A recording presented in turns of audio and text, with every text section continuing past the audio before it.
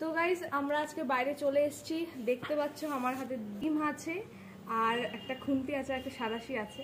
আর আজকের ওয়েদারটা দেখতে পাচ্ছ মিনিমাম 40-45 ডিগ্রি তো হবেই। তো আজকে একটা জিনিস করব, তো এটা মোস্ট ভাইরাল, সব জায়গায় ভাইরাল, ইউটিউবে এমনকি ফেসবুকেও ভাইরাল। তো আগের বছর থেকে সবাই ট্রাই করেছে, আমি কখনো করিনি, তো আজকে আমি ট্রাই করব।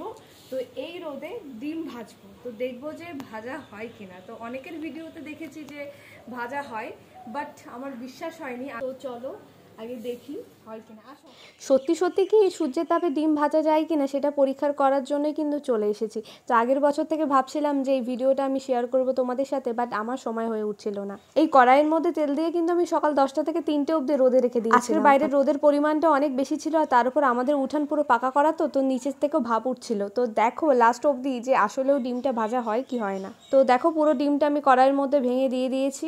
এবার আমি ডিমটাকে ভালোভাবে নাড়তে শুরু করলাম। তো হঠাৎ 5 মিনিট নাড়ার পরেই হঠাৎ করে আমার চক্ষু চড়ক গাছ, দেখো কি হয়ে গেছে। ডিম সত্যি সত্যি ভাজা হয়ে গেছে গাইস। প্রথম দিকে কিন্তু আমারও বিশ্বাস হচ্ছিল না, কিন্তু দেখো সত্যি সত্যি কিন্তু ডিম ভাজা হয়ে যাচ্ছে। দাঁড়াও, এখানেই শেষ না, এর আসল রহস্য আমি তোমাদের সাথে শেয়ার করছি।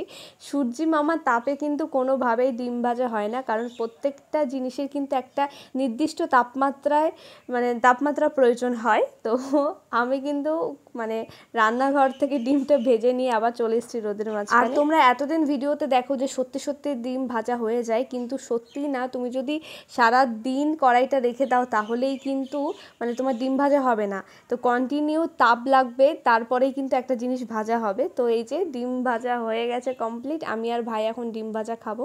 আমি অনেকক্ষণ ওয়েট করেছিলাম যে সত্যি সত্যি হয়তো রোদের তাপে ডিমটা ভাজা হবে, কিন্তু সকাল 10টার থেকে আমি 3টে অবধি একভাবে কড়াইটা রেখে দিয়েছিলাম, তারপর ডিম ভাজতে গেলাম, কিন্তু কিছুই হলো না।